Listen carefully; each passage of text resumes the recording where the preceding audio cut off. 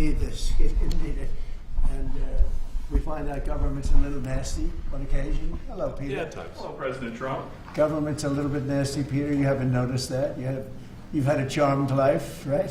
You tell me. Very charmed. I think you've had a charmed life. I think what I'll do, if you don't mind, numbers have just come out which are rather extraordinary, and I thought I'd play a tape of one of the people who I've respected over the years, from Joe Kiernan and Rick Santelli. This just came out, and we'll just play that for a second.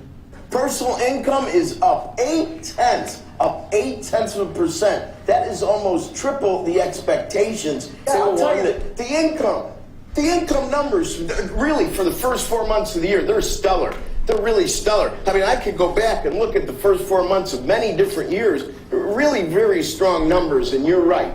This administration is criticized for just about everything under the sun. I've never, ever in my lifetime had glimpses into the politics of an administration in the form of transparency like this one. Why don't we be, give credit where credit is due. Income really shooting up. Rick, I also thought everybody was going to get one last order of imports that were going to be tariffed, and they were loading up on things. How the hell did they already fix the trade, or not fix it, but to cut it in half? That's crazy. So there wasn't a lot of front loading of things that they needed before the tariffs hit. Yeah, I'll tell you what, it really does call into question some of the conventional wisdoms. And, it's going to be interesting to see what happens next month when we get this number, or we see some of the other numbers like current account, see how they fared. Because I don't know, I've been watching these numbers a long time. I don't think I've ever seen the trade deficit cut in half in 1 month. Not bad. Right? Not bad. Come on, guys.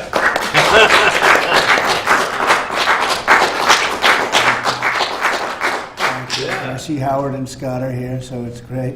You guys want to stand over here? You might as well. You're the ones that help produce those numbers, and it'll only get better. The tariffs are so important, and that's why we were so happy with the decision yesterday where the tariffs continue, because without the tariffs, our nation would be imperiled.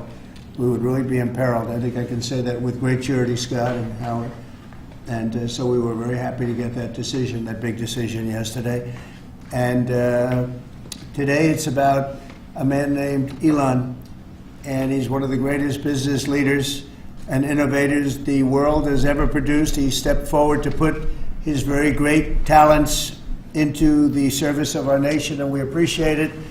And I just want to say that Elon has worked tirelessly helping lead the most sweeping and consequential government reform program in generations. And the kinds of things that he's found and his people have found. He's brought a group of very smart people in, and they found things that are pretty unbelievable.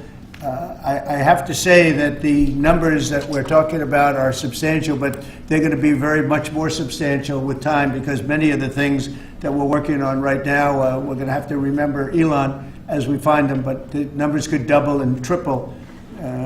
Because many things, we don't want to go out with them until we're sure, but we've found things that are unbelievably stupid and unbelievably bad. With the Department of Government Efficiency, Elon's delivered a colossal change in the old ways of doing business in Washington. Doge has installed geniuses with an engineering mindset and unbelievably talented people in computers. I actually asked Elon one time, what's their primary thing? And they have a lot of primary things, all having to do with being smart. But he said the thing that they're really the best at is working with computers, so that they can't be outsmarted by somebody that's not so honest, that happens to also be good with computers, but not as good as these people. But the mindset in the senior ranks of every federal department, and it's really changed. And with Elon's guidance, they're helping to detect fraud/waste and modernize broken and outdated systems. So as you know, we're talking about various systems and changing systems, and sadly, it takes a long time to do that. You'll change, let's say, a system at IRS and computerize it properly, where the job can be done in 1/10 the time, but it takes sometimes years to rebuild those systems. But we've started, in many cases, I will say that this has less to do with Elon, but the air traffic control systems, we're bidding out to the best companies in the world, those systems right now. They were what the previous administration was horrible what they did. They spent billions and billions of dollars, and in the end, it didn't even come close to working. They tried to hook up wire to copper, and it can't be done. And they just spent billions of dollars and just wasted money. Actually made the system much worse. So we're going to get a brand new modern system. Congress is working with us on that, and we're going to get it done as quickly as we can. But it's in the works, and once it's done, it'll be good for 30 years. But we have a system that's 48 years old and would have a modern computer hooked into a very outdated computer, and they don't hook up. I mean, they didn't hook up. So after spending billions of dollars, they turned on the system, and in never any cases, from local to countrywide, they never worked. More than 75,000 bureaucrats have voluntarily left their taxpayer-funded jobs to come out and really do the job. Countless wasteful and unnecessary contracts have been terminated, and you know that we have terminated many, many contracts, and many contracts, Elon, are right now being looked at, and it may be 6 months, it may be almost a year in some cases. We're going through procedures, we're going through courts, and we'll remember you as we announce billions of dollars of extra waste, fraud, and abuse. Just as an example, Doge canceled $101 million for DEI contracts at the Department of Education, $101 million, and that was just in a small section of the Department of Education. $59 million for illegal alien hotel rooms in New York City, and the landlord never made the kind of money that he made in the last short period of time. $59 million to a hotel in New York City, $45 million for diversity, equity, and inclusion scholarships in Burma. In Burma, does anyone know about Burma? $42 million for social and behavioral change in Uganda. $40 million to improve the social and economic inclusion of sedentary migrants. I can say it's $2 billion to Stacey Abrams and her environmental movement. There was $100 in the account, and all of a sudden they found $2 billion in the account. And I assume that's being looked at. I don't know. I'm not sure. But I assume that's being looked at. Think of that, $2 billion.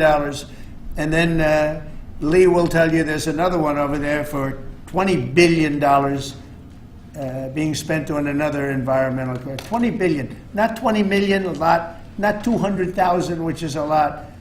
So think of it, in her case, you have $100, and now all of a sudden she gets hit with an infusion of $2 billion just before I take office.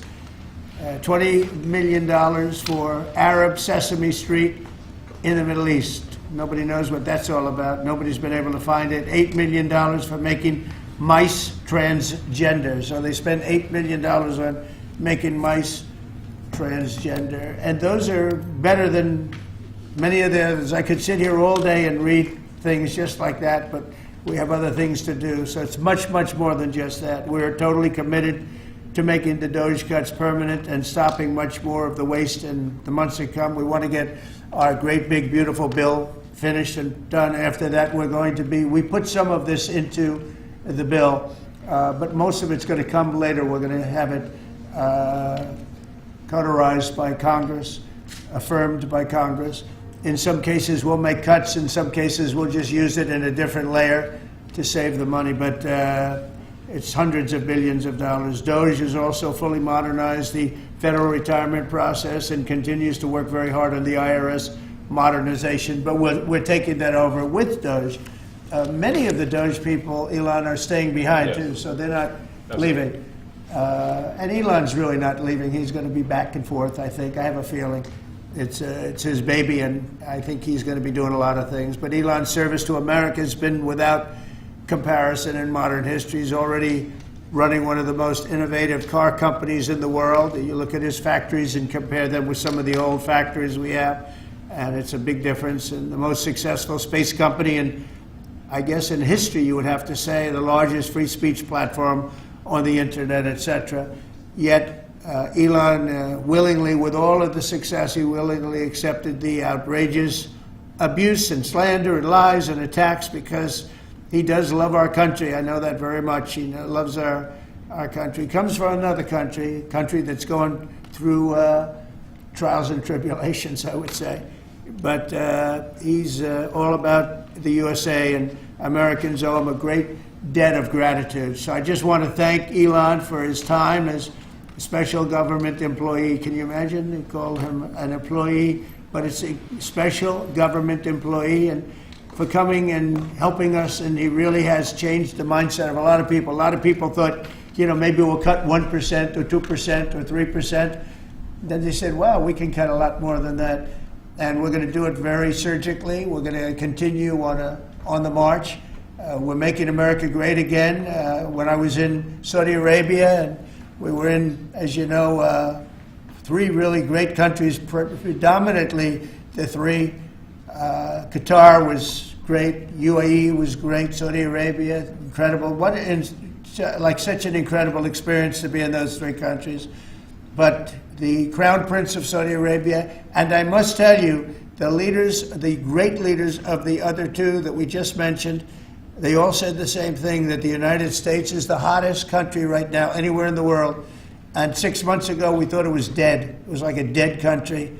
And it would have been a dead country if we didn't have the right result on November 5th. It would have been a horrible, horrible situation was going on with the borders, with transgender for everyone, men playing in women's sports, and so much more. But they were saying the hottest country anywhere in the world. And then I played that little clip because that was one person who's respected, or 2 people, because Joe was in that one too. Joe's a good man. But that was one group of people saying something about the success of what we've done over the last 4 months. They cannot believe it. In the one case, they said they've never seen anything like it as long as they've been doing what they've been doing. They've been doing it for a long time. So I want to thank Elon for helping. And again, the United States right now is the hottest country anywhere in the world. There's no country as hot, and we're doing really well. When I left, we had no wars, we had no problems. We defeated ISIS, we rebuilt our military, and we had no inflation. And when I came back, we had a lot of inflation. We had wars all over the place. We had the embarrassment in Afghanistan where we gave up billions and billions of dollars of military equipment, the most embarrassing moment in the history of our country, I believe. I believe that strongly. We have Russia with Ukraine. We had the attack on Israel in October, the horrible attack, October 7th. Horrible, horrible attack. Nobody's ever seen anything like it. And now we have something where we're really healing a lot of that. We stopped India and Pakistan from fighting. I believe that could have turned out into a nuclear disaster. And I want to thank the leaders of India, the leaders of Pakistan, and I want to thank my people also. We talked trade. And we said we can't trade with people that are shooting at each other and potentially using nuclear weapons. And they're great leaders in those countries, and they understood, and they agreed. And that all stopped, and we're stopping others from fighting also, because ultimately we can fight better than anybody. We have the greatest military in the world. We have the greatest leaders in the world. We put one of them in charge of the Joint Chiefs of Staff, as you know, General Raisin Kane. And we wiped out ISIS, completely wiped out ISIS in 3 weeks. They said it would take 5 years, and we did it in 3 weeks. And that's the way it is, but we don't want to have to use our military. We want to be peace through strength when we can, and that's the way we're going to have it. So I just want to thank Elon and all of his people. Most of those people are staying, almost all of them are staying, and they're going to be with us. And you're going to see the results coming long into the future. Even a year and 2 years later, you're going to see a lot of the results, and those hundreds of billions of dollars are going to be adding up, and they're going to continue to add. It'll be interesting, really interesting to see what the final number is going to be. But again, Elon gave an incredible service. Nobody like him, and he had to go through the slings and the arrows, which is a shame because he's an incredible patriot. The good news is that 90% of the country knows that, and they appreciate it, and they really appreciate what he did. And I gave him a little special something we have here. Thank you. A very special that I give to very special people. I have given it to some, but it goes to very special people, and I thought I'd give it to Elon as a presentation from our country. Thank you. Thank you, Elon. Thank you. Take care of yourself. Thank you. You see the lock. The lock on this is amazing. That's right. Large lot. Well, let me say perhaps a few words that this is not the end of Doge, but really the beginning. My time as a special government employee necessarily had to end. It was a limited time thing. It's 134 days, I believe, which ends in a few days. So that it comes with a time limit. But the Doge team will only grow stronger over time. The Doge influence will only grow stronger. I'd liken it to sort of Buddhism. It's like a way of life.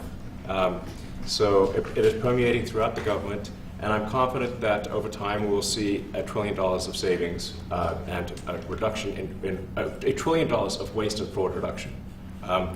The calculations of the Doge team thus far, in terms of an FY25 to FY26 delta, are over 160 billion, and that's climbing. We expect that number will probably go over 200 billion soon. So I think the Doge team is doing an incredible job. They're going to continue doing an incredible job, and I'll continue to be visiting here and be a friend and advisor to the president, and I look forward to times being back in this amazing room. By the way, isn't this incredible? Look at this incredible. It's stunning. I think the way that the Oval Office, how the president has just completely redone the Oval Office. It's beautiful. I love the gold on the ceiling. Thank you. It's pretty nice. Yeah. That's been there a long time. That was plaster. Nobody ever really saw it. They didn't know the eagle was up there, and we highlighted. It's essentially it's a landmark, a great landmark, and that's 24 karat gold, and everybody loved it. And now they all see it when they come in. So it's been good. The Oval Office finally has the majesty that it deserves, thanks to the president.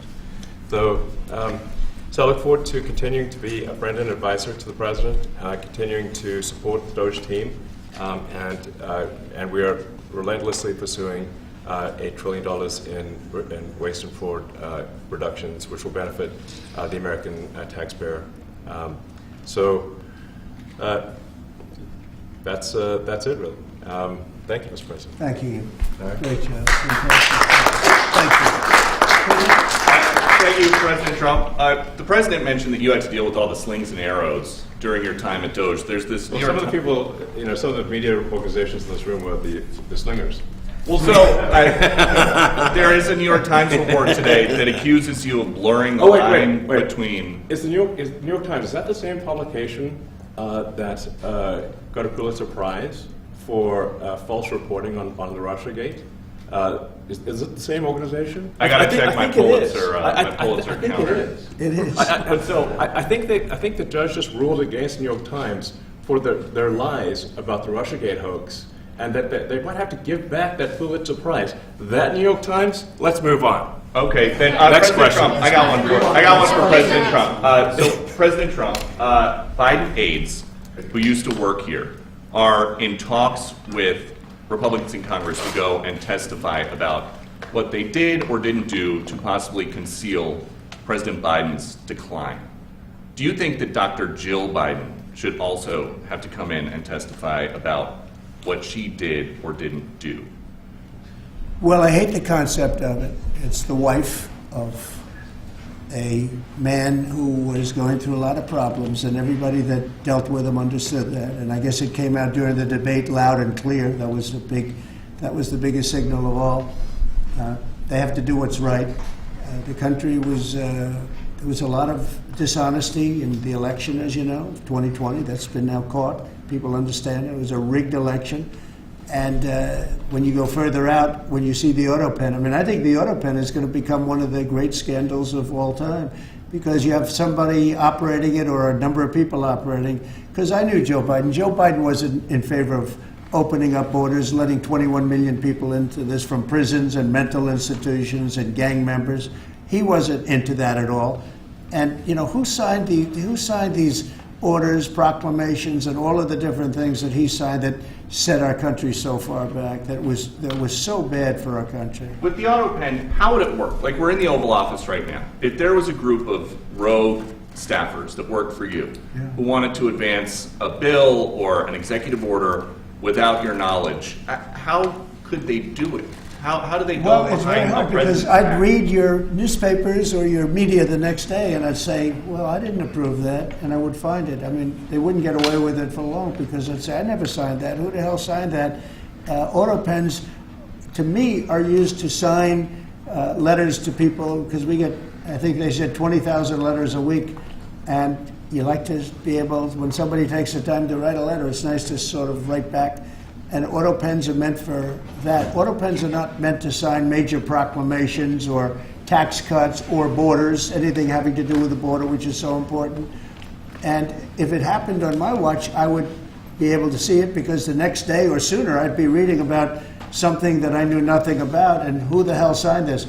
So I almost never use the auto pen. In fact, yesterday I was signing about 81, I think it was 81 proclamations and statements to people that I think should be signed by us. I think when you write letters to foreign dignitaries or presidents or prime ministers, you should be signing those letters, not done with auto pens. I understand he signed almost everything with an auto pen. It's a very dangerous thing. It really means you're not president. Whoever operated the auto pen, and we think we know who that is, and it was actually more than one person, but that's not what the presidency is all about. I hardly used to use it. Reinstate the tariffs on China. You said that they violated the agreement with the U.S. Well, they did. They violated a big part of the agreement we made. You know, if you read that whole statement, I was very nice to them. I helped them because they were in trouble with the stoppage of a massive amount of business. But I'm sure that I'll speak to President Xi and hopefully we'll work that out. But yeah, there's a violation of the agreement. Yeah, please. Mr. President, can you give us an update to the latest ceasefire agreement that Israel has agreed to, but Hamas is still considering? Well, they're very close to an agreement on Gaza, and we'll let you know about it during the day or maybe tomorrow, and we have a chance of that. And I think we have a chance of making a deal with Iran also. They don't want to be blown up. They would rather make a deal, and I think that could happen in the not-too-distant future. That would be a great thing if we could have a deal without bombs being dropped all over the Middle East. That would be a very good thing. They can't have a nuclear weapon. We want them to be safe. We want them to have a very, very successful nation. Let it be a great nation, but we can't have them. They cannot have a nuclear weapon. It's very simple. And I think we're fairly close to a deal with Iran. Mr. Musk, question for Elon. Yeah, please. You said just now that you look forward to being a friend and advisor to the president. So do you expect to continue advising the president and Doge informally, or are you going to sort of shift your focus entirely to your companies? Well, I expect to continue to provide advice whenever the president would like advice. I hope so. I mean, I expect to remain a friend and an advisor, and certainly if there's anything the president wants me to do, I'm at the president's service. Mr. Musk, on Doge, you said that there was $1 trillion promise for cuts from Doge. Yes, I think we do expect over time to achieve the $1 trillion. But what have you found in your time here was the biggest roadblock to getting those cuts? Was it the cabinet, or was it Congress, or something else? What was the biggest roadblock from your work? It's mostly just a lot of hard work. It's really not any one person or Congress. It's going through really millions of line items and saying just each one of them makes sense, or does not make sense. Obviously, at times when you cut expenses, those who are receiving the money, whether they're receiving that money legitimately or not, they do complain. And you're not going to hear someone confessing that they received money inappropriately. Never. They're going to always say that they received money appropriately for an important cause. Naturally, that's what you'd expect. So we just have to. It's just a lot of work going through the vast expenses of the federal government and just really asking questions. What's this money for? Are you sure it's actually being used well? Many times we can't even find anyone who defends it. So for a lot of the expenses, there is actually no defender at all. And then we have to just go work through the process of stopping the spending, where there's often literally no defender. Nobody even knows why the money's being spent. It's truly absurd. I mean, we find situations where there are millions of software licenses with 0 people using them. Zero. Exactly. This is the quizzical expression. You're like, surely, if there's millions of software licenses, someone should be using them. No, and then we've got to go through the process of saying, okay, look, if no one's using the software, we can terminate this software license agreement. That's everywhere in the government, by the way. Mr. Musk, what do you think would be easier, colonizing Mars or making the government efficient? It's a tough call, but I think colonizing Mars and making life multi-planetary is harder. And as I said, we do expect to achieve over time the $1 trillion of savings. We can't do it in like a few months, but if you say by I think the official end of Doge, which the president may choose to extend, is the middle of next year. Say by the middle of next year, with the support of the president and Congress, could we achieve $1 trillion of savings? I think so. We're on track to do so. Do you have faith that Congress is going to? Mr. Musk, Go ahead. Thank you, Mr. President. You had mentioned earlier in the week that Doge had become a whipping boy, and as the president mentioned, you went through a lot to go through this process. Yeah. Was it worth it for you, and what would you change? Yes, so what we found was happening was that if there were any cuts anywhere, then people would assume that was done by Doge. And so we became like essentially the Doge boogeyman, where if so any cut anywhere would be ascribed to Doge. A friend of mine's daughter, who's at law school at Georgetown, thought that Doge had cut the Senate, internships the legal internships for the Senate, and we have nothing to do with that. So if they have been cut, there's not to do with us, just as an example. So, it just became a bit ridiculous where any cut anywhere was somehow Doge, and including things that made no sense, and we would agree made no sense. There are many things that occur in the government because it's the banal evil of bureaucracy. It's sort of the frankly largely uncaring nature of bureaucracy. It's as the great Milton Friedman said, money is spent most poorly when it is someone else's money being spent on people you don't know, and that's how federal spending is. And then you can't really even blame the individuals because the way the government works is complaint minimization. So when you do when someone within the government tries to stop money being spent, there's usually someone that complains. And then their manager will say, it's not worth the trouble, just pay it anyway. That happens over and over again. So was it I think it was an important thing. I think it was a necessary thing, and I think it will have a good effect in the future. Thank you, President Trump. This week there was a video on board a plane that showed the First Lady of France slapping her husband, Emmanuel Macron. Do you have any world leader to world leader marital advice on those phones? Make sure the door remains closed. That was not good. No, I spoke to him, and he's fine too. They're fine. They're two really good people. I know them very well, and I don't know what that was all about, but I know them very well, and they're fine. What do you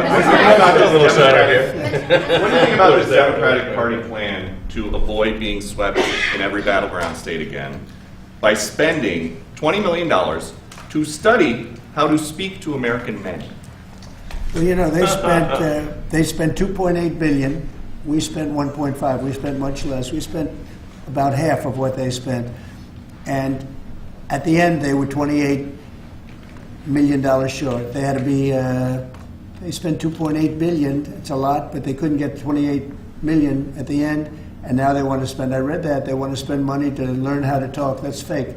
You don't want to be fake. You shouldn't have to hire consultants to say what America needs, because then the consultants should be running the deal, not them. But I read that they want to spend a lot of money in each state. So we won all 7 swing states, 7 out of 7. We won a lot more than that. We won the popular vote. We won everything, and they want to spend money to find out what they did wrong. And I mean, I can tell you what they did wrong. I can tell you every one of their programs. When they say men playing in women's sports, I would say that's not a winner. When they say transgender for everybody, I think that's not a winner. When they say open borders so the entire world population of criminals can pour into our country, I don't think that's a winner. I mean, I just gave them that for free. but I don't know if they'll change their ways. I see them all the time. I see people that I know in Congress, Democrats, they're trying to justify some of the things I just said. You can't justify them. They're, I always hear they're 80-20 issues. I say they're not 80-20, they're 97-3. They might be 99-1. They're not 80-20. They wish they were 80-20. And they're wasting a lot of money if they're going to continue with that nonsense. And this one's a little bit more of a page 6 question, but back when you hosted The Apprentice, you mentioned once in 2012 that Diddy was a good friend of yours back then. He has since found himself in some very serious legal trouble. Yeah, that's true. Would you ever consider pardoning him? Well, nobody's asked. You had to be the one to ask, Peter, but nobody's asked. But I know people are thinking about it. I know they're thinking about it. I think some people have been very close to asking.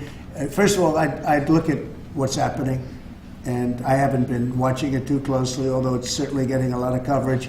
I haven't seen him. I haven't spoken to him in years. He used to really like me a lot, but I think when I ran for politics, that relationship busted up. From what I read, I don't know. He didn't tell me that, but I'd read some little bit nasty statements in the paper all of a sudden. It's different. You become a much different person when you run for politics and you do what's right. I could do other things, and I'm sure he'd like me, and I'm sure other people would like me, but it wouldn't be as good for our country. As we said, our country's doing really well because of what we're doing. So it's not a popularity contest. So I don't know. I would certainly look at the facts. If I think somebody was mistreated, whether they like me or don't like me, it wouldn't have any impact on me. Mr. President, on the big beautiful bill, would you like to see the Senate build in some support for your tariffs on the big beautiful bill, or should that be a standalone bill?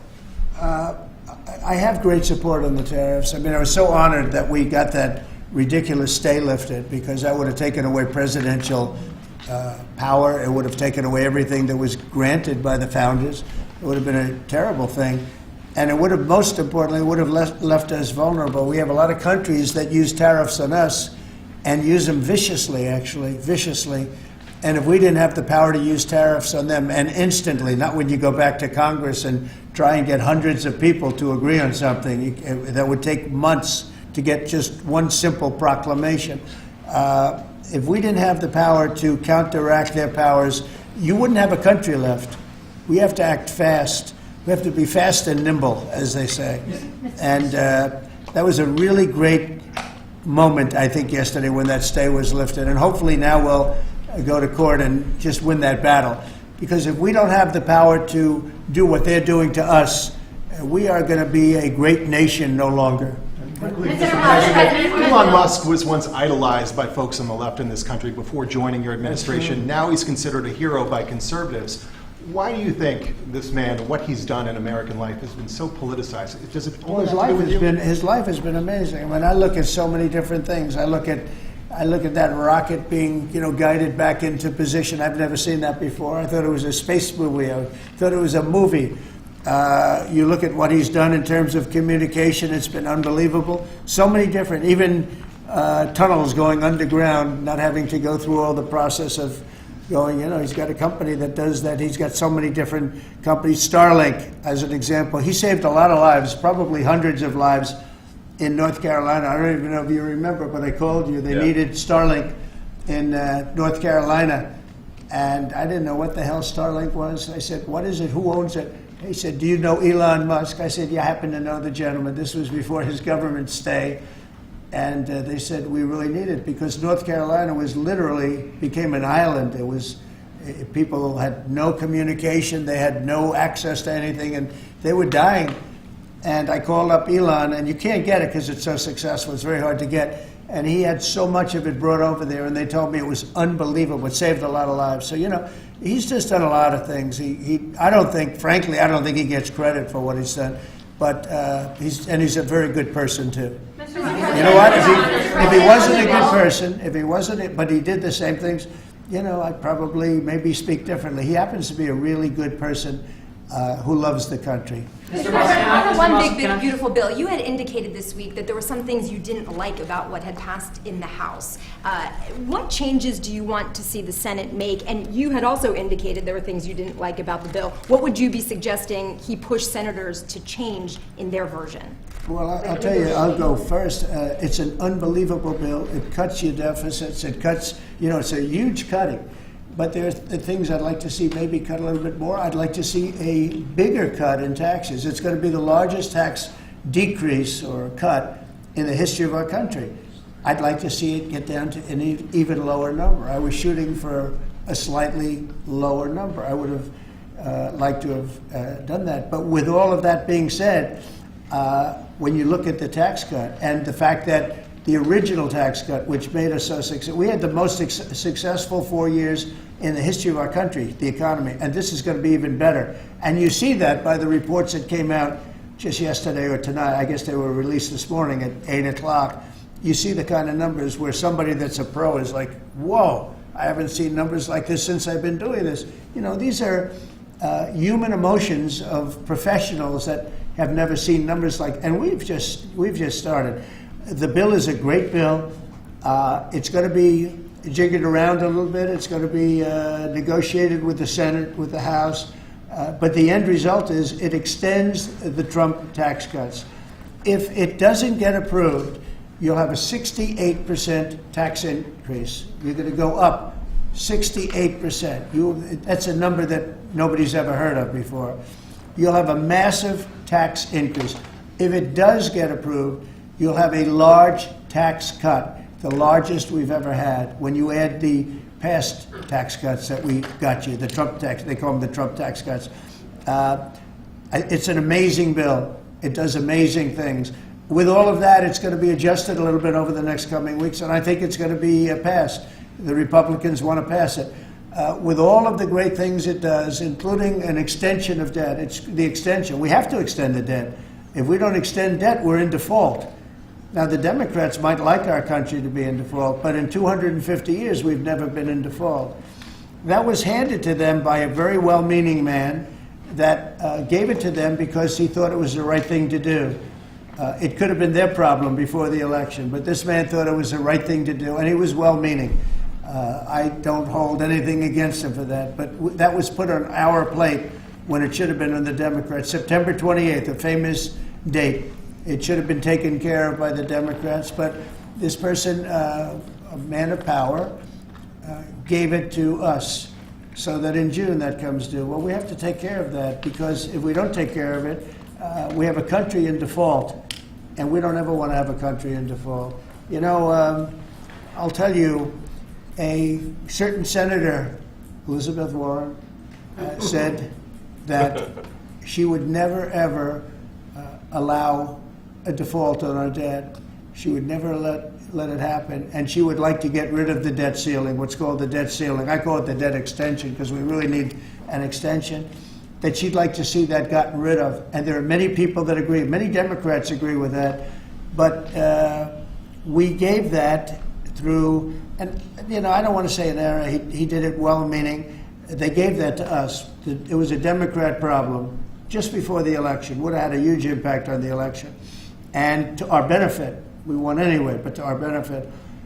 But felt that really for the good of the country, we should extend that. But Elizabeth Warren and various other people would like to see that, her whole career she wanted to see it terminated, gotten rid of, not being voted on every 5 years or 10 years. And the reason was because it's so catastrophic for our country. And I always agreed with her. That was one thing I agreed with her on. Now, I haven't spoken to her, but I would say that if you asked her that question now, she'd say, no, it's their problem. But it's a very unfortunate situation. It's a very unfair situation. And she happened to be right on that. It should be gotten rid of, or it should simply be extended. But that's one of the things that gets taken care of in this bill. That automatically gets extended for a 4-year period, and it should be. But I agree with Elizabeth Warren on that. I think you should get rid of it. It's too catastrophic. Yeah, please, go ahead. What message do you like to send to international students? Are they still welcomed to study in the United States? And one question for Mr. Musk. To students? Well, we want to have great students here. We just don't want students that are causing trouble. We want to have students. I want to have foreign students. I think Harvard, it's close to 31%. That's a lot. Our country has given $5 billion plus to Harvard over a short period of time. Nobody knew that. We found that out. I wouldn't say that was a Doge thing, but we found that out over a period of time. That was sort of a Trump thing. We ended up in litigation for other reasons because they're very anti-Semitic. And in finding out and in going through the books, we found out that the country gave them $5 billion plus, much more than that actually.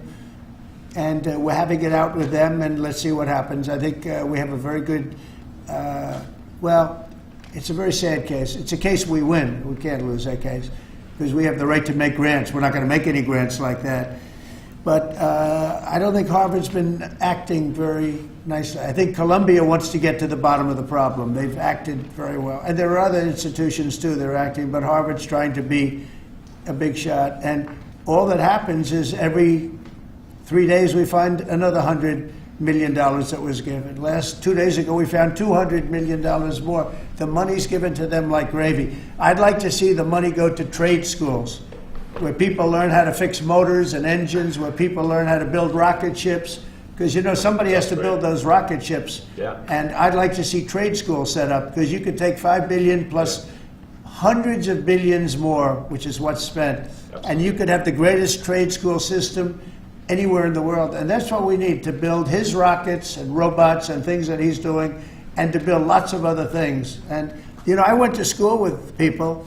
In some cases, they weren't good students, but they could fix the engine of a car better than anybody I've ever seen. They could take it apart blindfolded. They had an ability at that.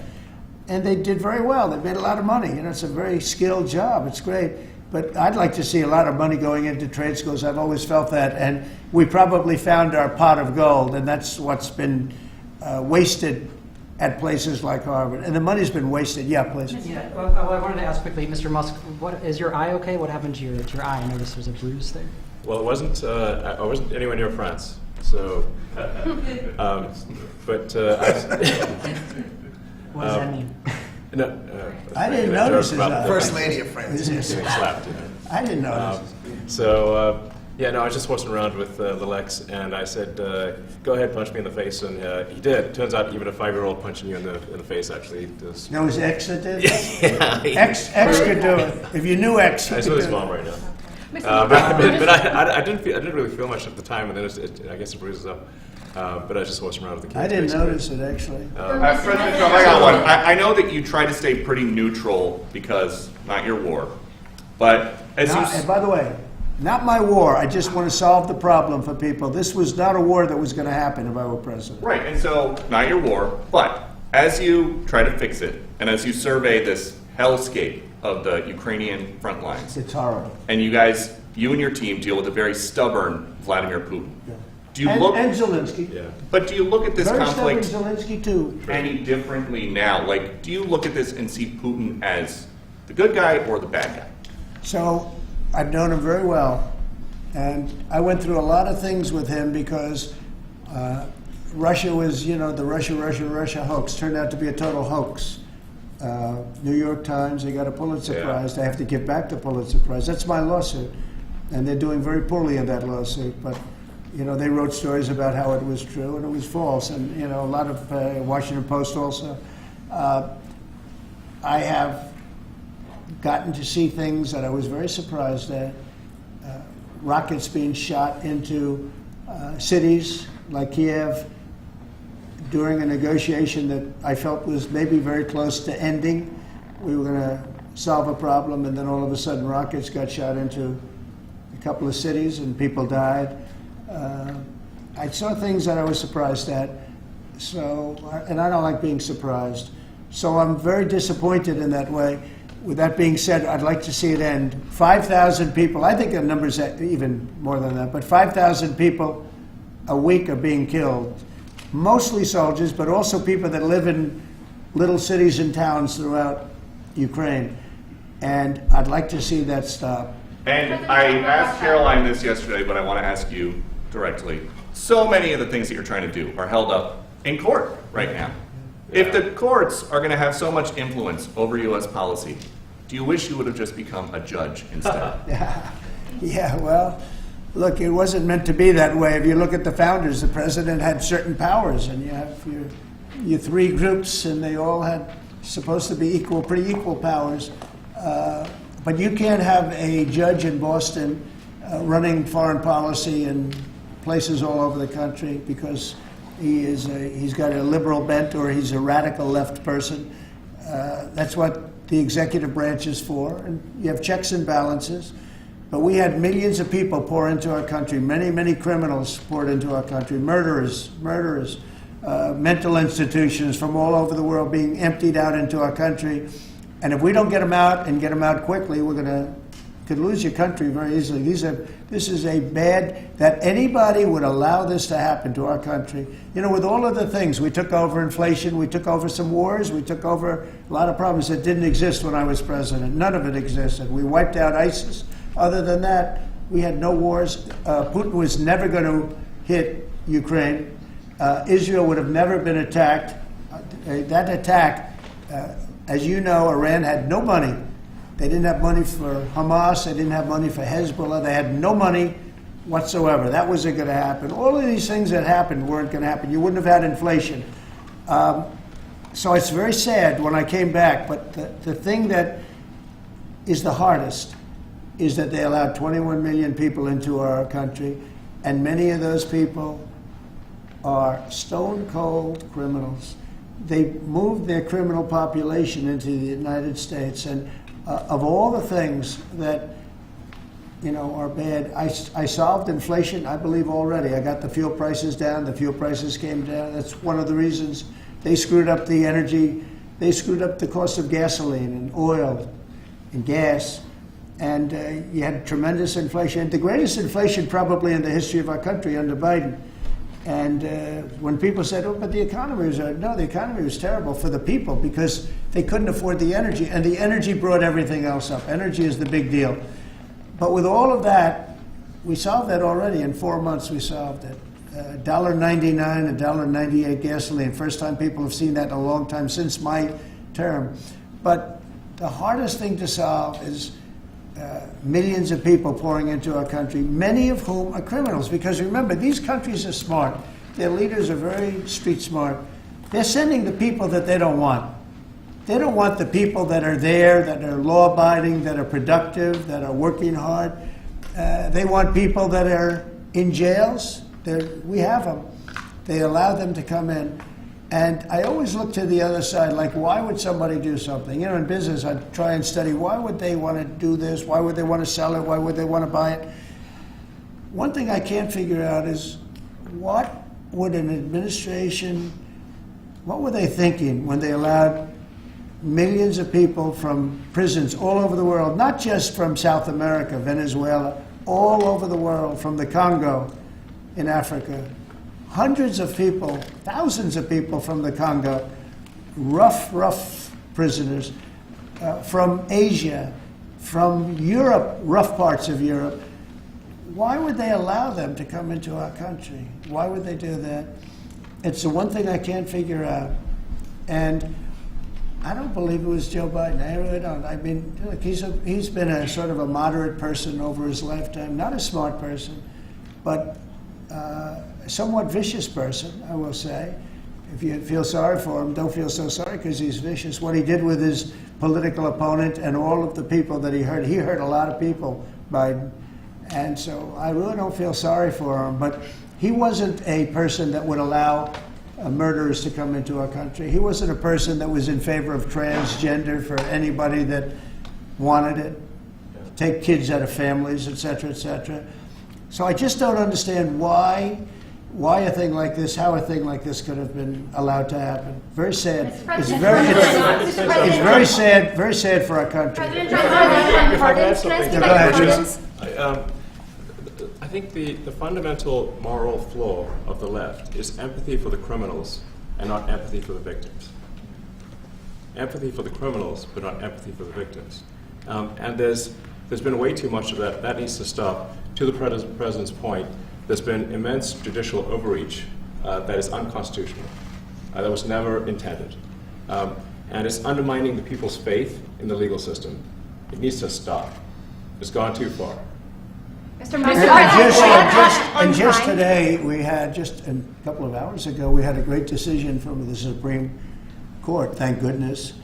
that was very important. We had two important decisions yesterday on the tariffs because, again, we have to be able to fight a fair fight with other countries. Howard, would you say we have to be able to use tariffs to fight people that use tariffs on us? I mean, if we didn't have that power of tariffs, we would economically be destroyed as a country because they will destroy us. Other countries will destroy us with unchecked tariffs. We can check them when we have the use. They tried to take that power away from us. And if you take that power away, we're not going to have a country. We won't have an economically viable country.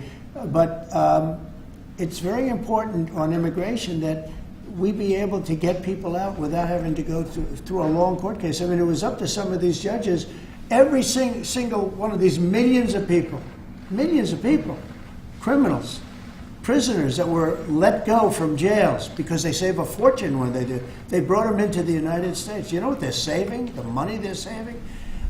But some of murderers, it's very important that we're able to get those people out of here fast, bring them back to their country where they belong. And those countries take them, because if they don't take them, they have to go through the wrath of the United States, and they take them. But we have judges that don't want that to happen. And it's a terrible thing. That's going through the court system right now, that whole situation. But when ICE and with Border Patrol, they've done an incredible job. When they do this incredible job and they capture 100 killers and drug dealers, and we can't keep them for years here as we go through trials. We have to get them out rapidly, and we know who they are. We know who they are. And we're very careful about who they are, but we have to get them out rapidly, or again, we're not going to have a country. Okay? Maybe one or two more. Go ahead. Are you concerned that tariffs may also affect companies like Tesla, which has parts manufactured abroad? And this is also to you, Mr. Musk. Well, he's going to end up building his whole car here. I mean, I thought he built his whole car. Pretty much he does. He's got incredible factories, and like I looked at one in Texas. It's unbelievable. No, all of the manufacturers will build their parts here too. I mean, it used to bother me. They make a part in Canada, a part in Mexico, a part in Europe, and it's sent all over the place, and nobody knew what the hell was happening. I think it's ridiculous. You build a car, make it in America, and I gave them a little leeway on that. Gave them some leeway. But over the next year, they've got to have the whole thing built in America. That's what we want. We want America to buy American-built cars. Thank you very much, everybody. Thank you, Chris. Thanks, guys. Thank you, guys. How was your meeting with your Roadblocks? Thanks, guys. Good meeting. Thank you, guys. It was a good meeting. Are you considering? Thanks, guys. Keep going, keep going, keep going. Thank you. Thanks, guys. Let's go straight out here. Thank you. Thanks, guys. We can come back for the chorus. Right, you want me to take the...